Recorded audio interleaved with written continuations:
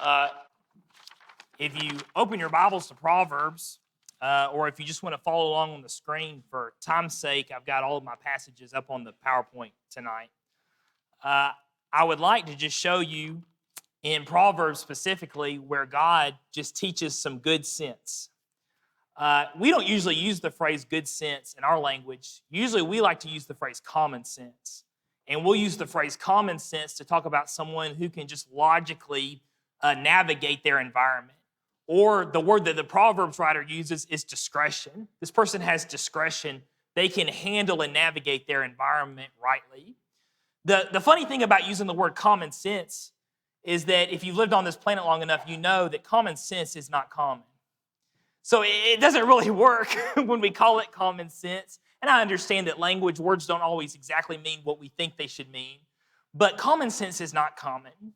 Common sense, or good sense, as I'm going to use tonight, is something that actually has to be taught. It isn't something that you're born with. And I think the Proverbs writer speaks to that. So I'd like to do basically, and we're going to do this very simple, and it's not going to be a typical format for a sermon. I just like to go over some things in Proverbs that I found that teach good sense. And so all we're going to do is look at a whole bunch of Proverbs, and I've just picked out some of my favorites, and we're going to be talking about how God teaches us how to navigate our environment with His good sense. And it's something that's in the Bible, and I think it's something that deserves at least a Sunday night sermon. When we go forward and talk about this different thoughts of good sense or discretion, I think the Proverbs writer makes it very clear that this is important by giving us this proverb in 11:22. And there's even some humor to this. He says, as a ring of gold in a swine's snout, so is a lovely woman who lacks discretion. What's the thought here? The thought is that you might be beautiful. You might have everything in life going good for you. But unless you have good sense, you're just as good as a pig with a gold ring in his nose, right? That's what the thought is here. Does God think good sense or discretion is important? You better believe He thinks it's important, because what is His people without common sense? Well, they're like pigs with gold rings in their nose, right? It doesn't matter what they have going for them. So that's what we're taking very seriously here. The way I have this, and if you see if I put things in yellow, I'm giving you the New Century Version. The New Century Version is a thought for thought. So I've got white is going to be my New King James, but I show you the yellow too. That's the New Century Version, which is a thought-by-thought translation. And we're going to kind of use it as basically a glorified commentary as we go through if it's needed. I'm not going to use it all the time, and I wouldn't recommend just reading the Proverbs with a thought-by-thought on its own, because I think sometimes it oversimplifies what we need to bring out. Let me give you a quick example of that. In 6:8, Proverbs says, He guards the path of justice and preserves the way of His saints. But the thought-for-thought translation, the New Century Version, it says, He makes sure that justice is done and He protects those who are loyal to Him. Well, what did Solomon really mean? Did he just mean people that are loyal to God, or does he mean the sanctified people of God? Well, I think obviously he really means the saints, the sanctified people of God. So we're going to be careful when we use the NCV. I think it oversimplifies some good thoughts we can pull out of a literal translation like the New King James. Let me give you some examples of what we'll see in terms of just good sense that God teaches. And it's not always exactly what you would expect.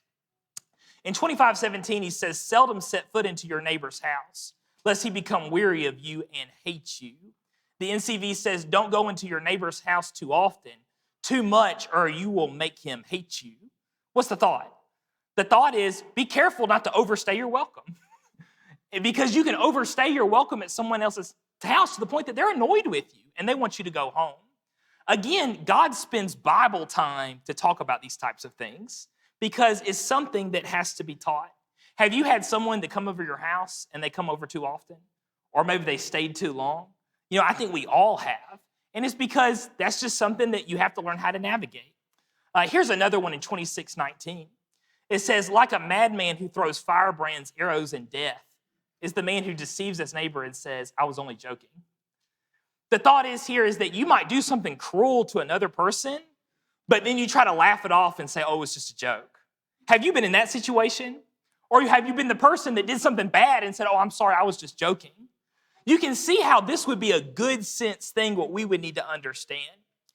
If you know the difference between a joke and hurting somebody, how do you know that? How do you know the difference between humor and something that's funny versus just being cruel to somebody? What's the difference between a good prank and just being mean? Well, the reason why you know the difference, I would say, is because of 3 different reasons. There are 3 different ways to learn good sense. One way is, as we would call it, the school of hard knocks. You learn by experience. And experience is a slow and painful teacher, which means as you learn good sense or common sense just because you tried things and you found out what was bad and what was good by what hurt or what didn't hurt. And that's one way you can learn good sense.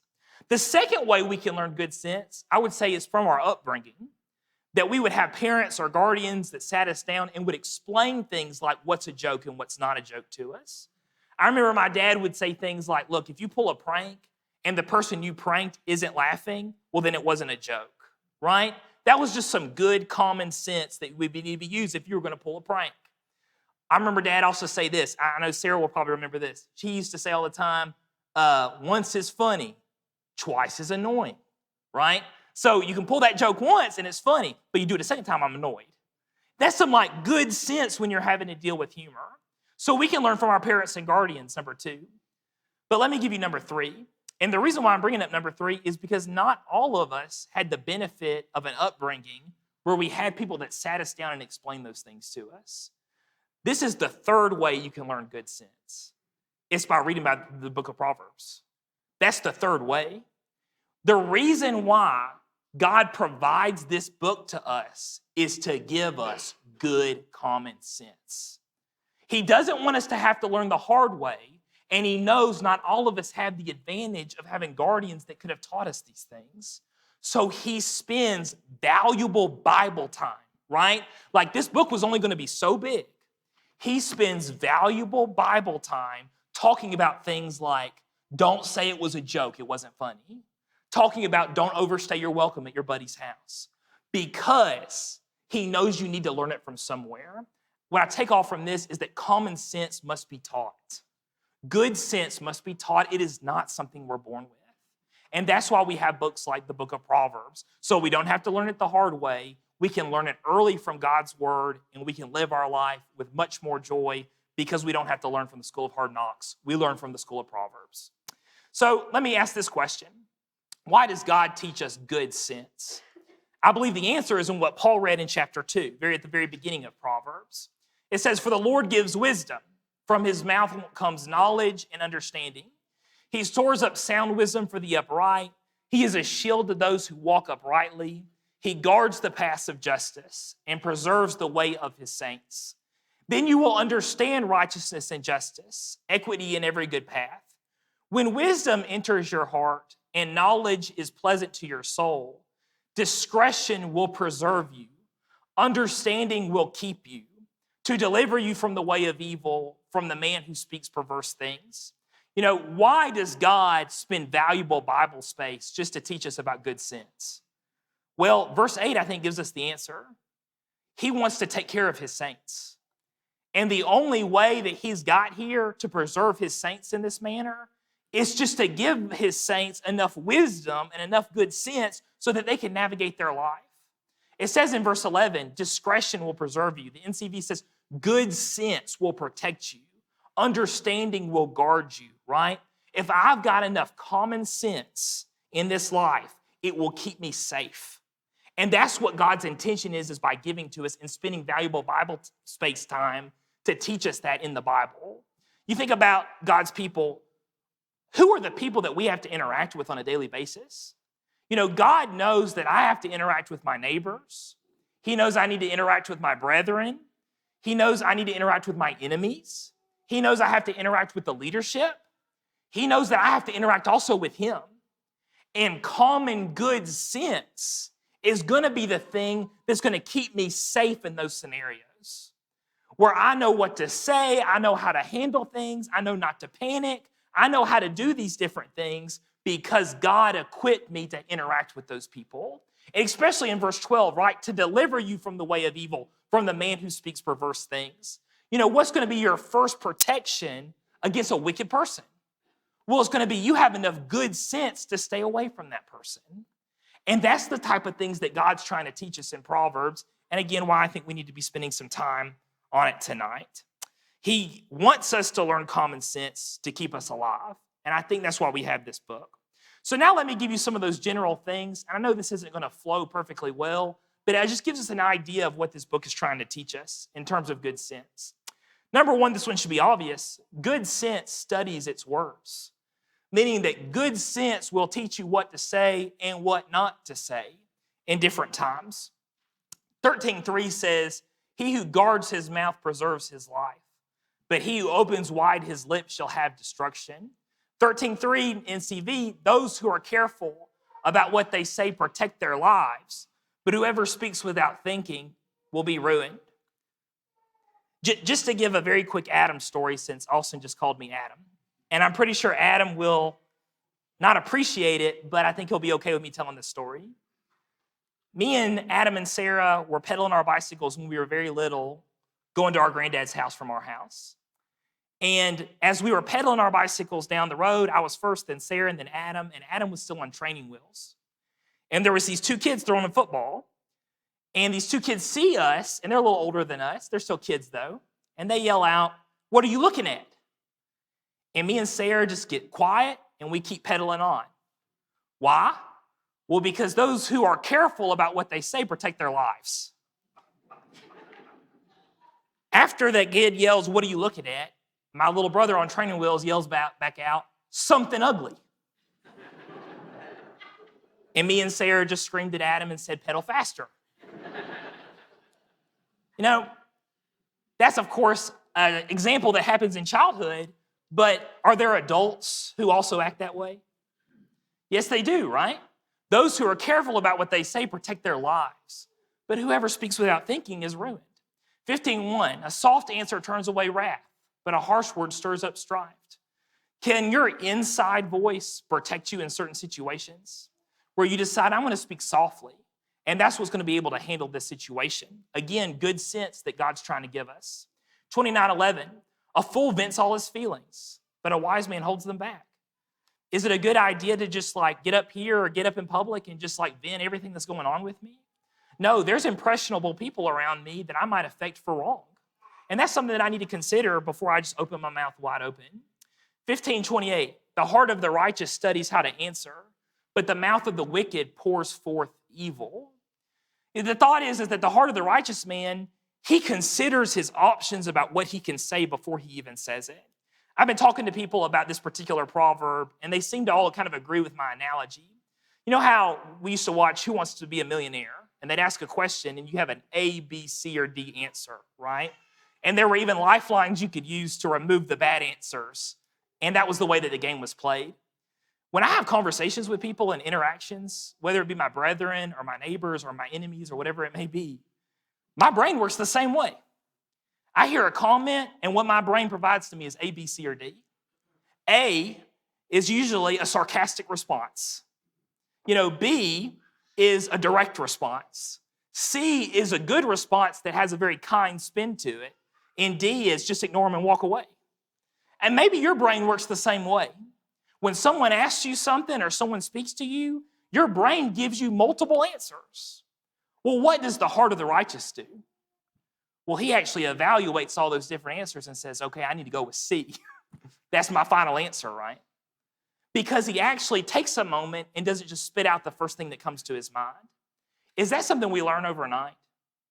That is not something we learn overnight. That's something that takes years and years of dedication and practice. And I think something we end up growing on our entire lives. But the righteous, that's how they handle their mouth. As well, 27:8, like a bird who wanders from his nest is a man who wanders from his place. Is it appropriate for me to ask you just anything? No, not necessarily. There are certain things that have to be earned. And there's certain relationships that need to stay things within that relationship. And sometimes when we butt into things that we have no business even knowing about or discussing with someone, we're like a bird who wanders from his nest. What happens to a little bird that wanders from its nest? It usually dies. It usually gets eaten. But that can be like a man who wanders from his place. So again, it's something to consider. Maybe somebody else would be a better person to talk to this person about this particular topic. Good sense creates good teachers. 12:1 is probably one of the most famous proverbs. It says, whoever loves instructions loves knowledge, but whoever hates correction is stupid. Why is the person stupid that hates correction? Well, he doesn't learn anything. He doesn't grow. And what have we already proved from this book? Good sense has to be taught. It's not something you're born with. When good sense is taught, well, the wise, they love that teaching because they get to apply it to navigating their lives. 16:21 says, the wise in heart will be called prudent, and the sweetness of the lips increases learning. And I think the thought by thought gets this very good. It says, the wise are known for their understanding. Their pleasant words make them better teachers, right? How does that work? Well, I think it works like this. There are ways to answer things correctly, but there are even better ways to give that same correct answer. And usually it's when that answer is spun with a lot of kindness and a lot of tact and a lot of understanding and empathy. That person is a better teacher than the person who just spits out knowledge. Why? Because they've won the heart of their student. Have you ever been in a situation where someone came and corrected you, and they corrected you maybe harshly, maybe they corrected you without any kind of sympathy, and you tried to fuss at them for the way they handled it? And you would say something like, well, why did you say it to me like that way? Why are you telling everybody in front of everybody? And you get upset with them for the way that they corrected you. And their quick response back was, but is what I said true? Has that ever happened to you? That's where they immediately go to. Well, but what did I say? Was it still true though? I don't want to ever become that person that has to rebuttal with, but was it true? Because on the other hand, I know people like that, but I also know people that can correct me, and I don't even know they were correcting me until I get in my car later. Because they spun it with so much sympathy and kindness and understanding that I didn't even know they were correcting me. I thought they were just teaching me something new. I think when we use wisdom and good common sense, we can kind of become those people. Those are the better teachers, and certainly the better teachers that do a lot more good for the Lord, I think. 15:2 says, the tongue of the wise uses knowledge rightly, but the mouth of fools pours out foolishness. I may know the right answer, but there should be a correct way of giving that right answer, of sharing that knowledge. This goes well with 12:18. He says, there is one who speaks like piercings of the sword, but the tongue of the wise promotes health. 12:18, careless words stab like a sword, but wise words bring healing. You may have the right answer to something, but you do not give it at the right time or in the right way. I knew a person once that had been robbed. And after they had been robbed, they expressed to everyone that they had been robbed, and they were very upset, of course. And the first person to respond to this person said, oh, well, did you have renter's insurance? And they said no. And the thing they responded back was, well, then you should have had renter's insurance. Where's the compassion, right? Now, would it be a good idea to get renter's insurance if you live in an area where you might be robbed?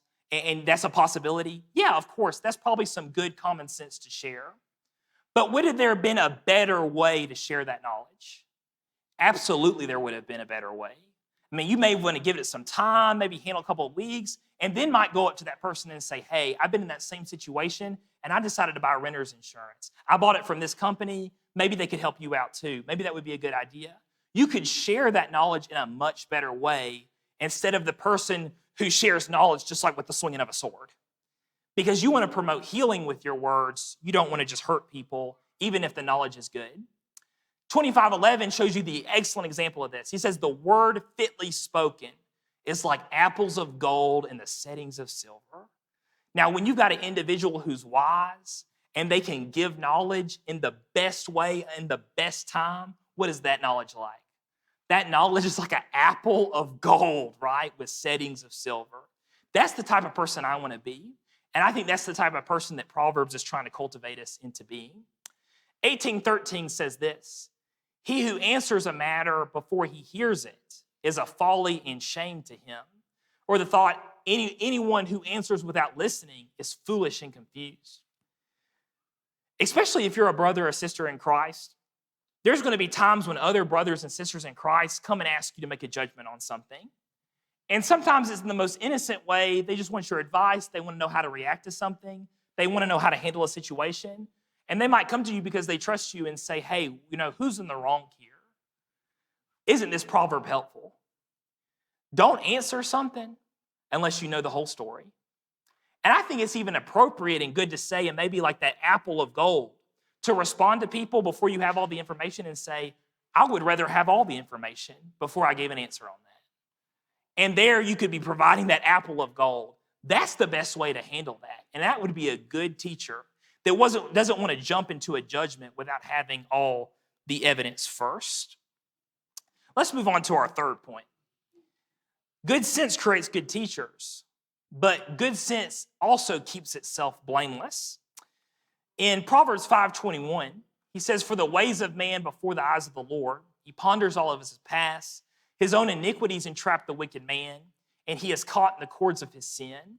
He shall die for lack of instruction, and in the greatness of his folly he shall go astray. 5:21 in NCV, the Lord sees everything you do, and he watches everywhere you go. An evil man will be caught in his wicked ways. The ropes of his sin will tie him up. He will die because he does not control himself, and he will be held captive by his own foolishness. Good sense tells us that even though I might have some kind of nefarious purpose, even though I'm considering past that are evil, good sense tells me that even though I think it's a secret, God knows. And that should be a reminder of that, is that even though I might be on one path, but I'm considering and looking at another, God knows about that. And there's even a warning giving here that unless that's under control, that person will die from that, right? What a warning and what a way to keep oneself blameless. And especially Proverbs 5 is talking about the issue of adultery. As well, 10:9 says this, he who walks with integrity walks securely, but he who perverts his ways will become known. Integrity is a special word here. The thought is that there is someone who wants to do wrong, and they go out and they do wrong, and everyone knows they did wrong. But there's also people that just look like they're doing wrong. That they not necessarily have done anything wrong, but they live in such a manner or conduct themselves in such a manner that people can accuse them of doing wrong. That's not this person in 10:9. In 10:9, this person who walks with integrity, he walks securely. Or maybe he walks cautiously.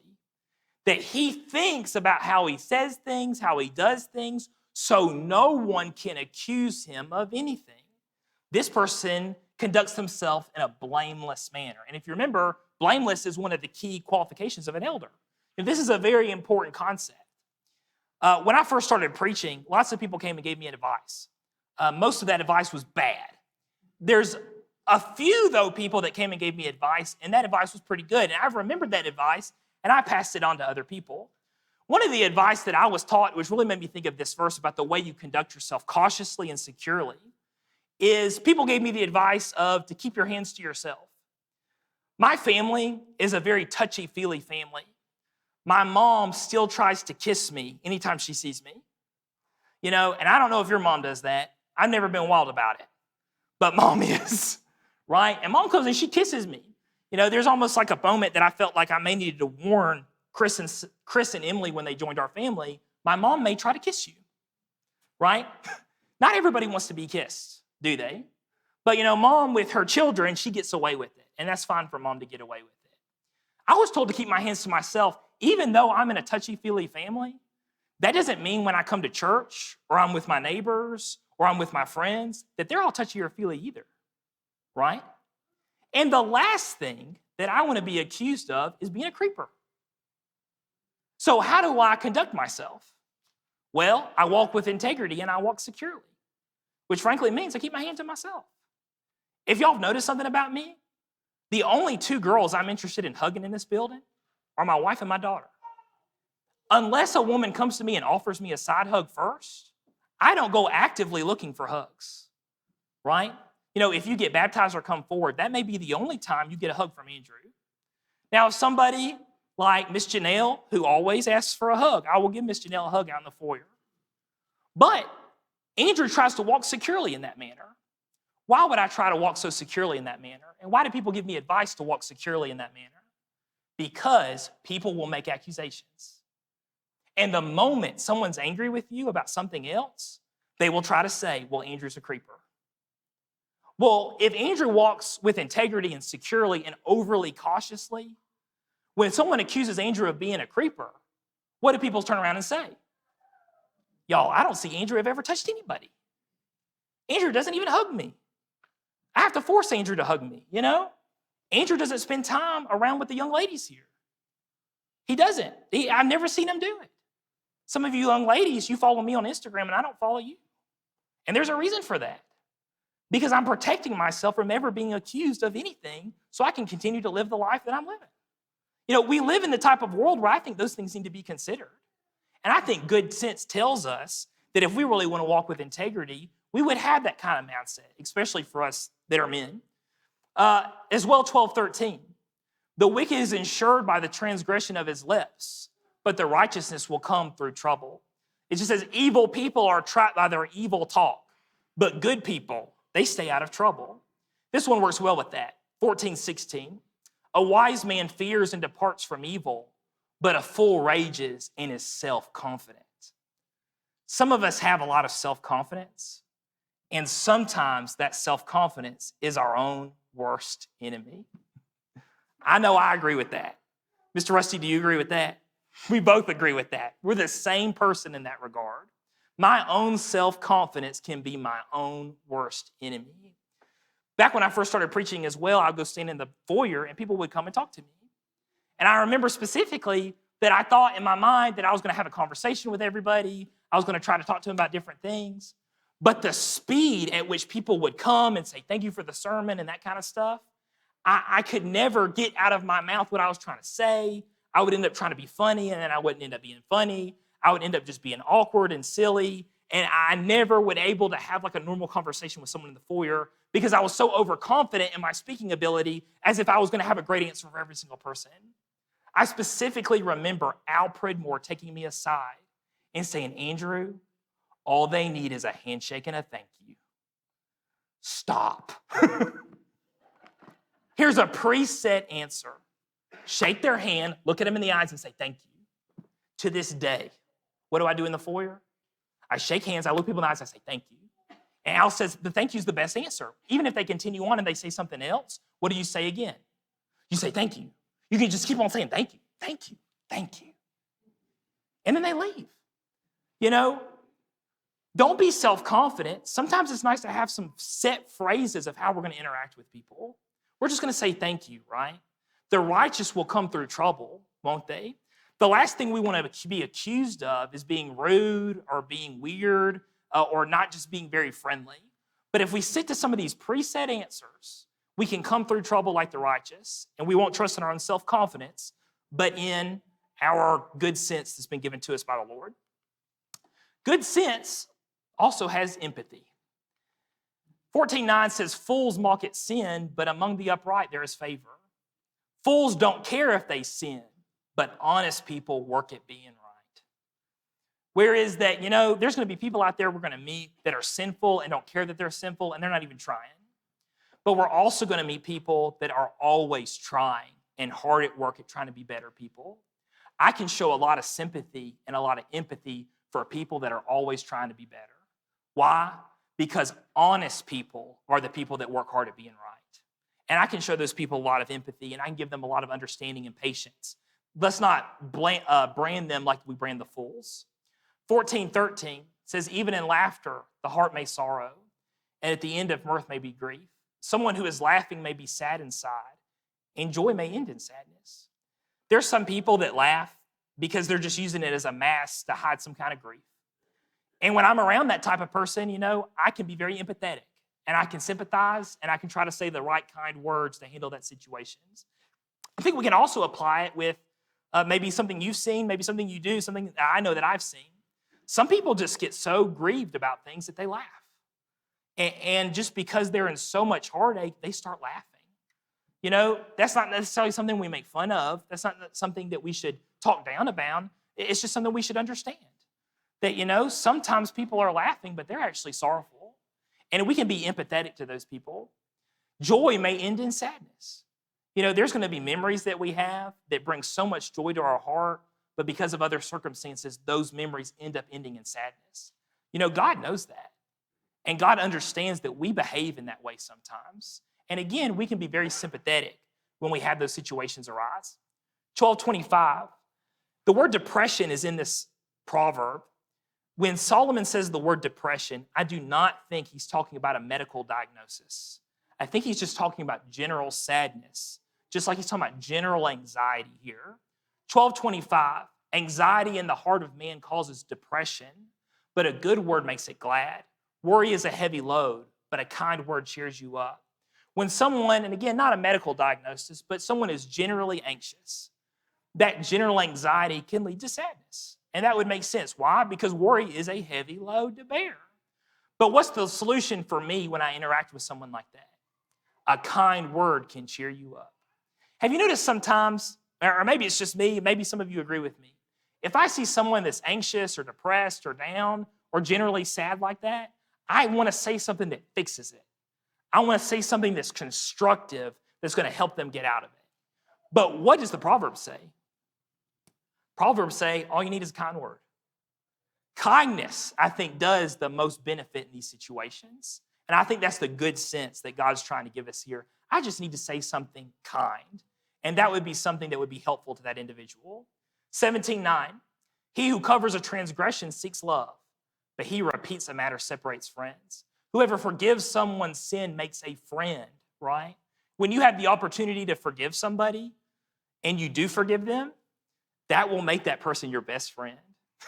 And we all need a good friend like that, don't we? Look at forgiveness as an opportunity to make a friend, and certainly we'll be aided in that.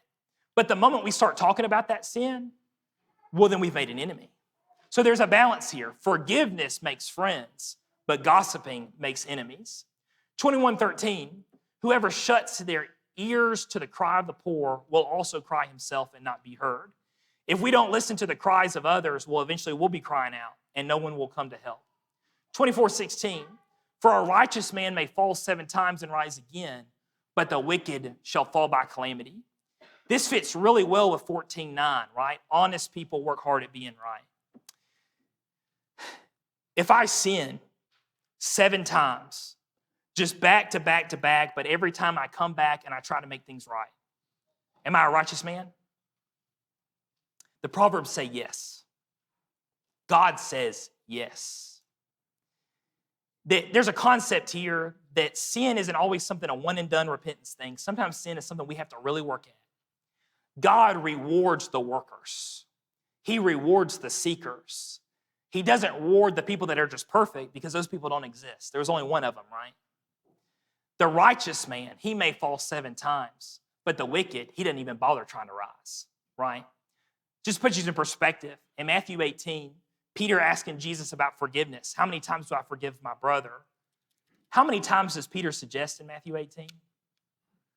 He says, Lord, should I forgive my brother up to 7 times? Where do you think he got that number from? It may be that Peter's been reading Proverbs 24:16, and that's what he's quoting to Jesus.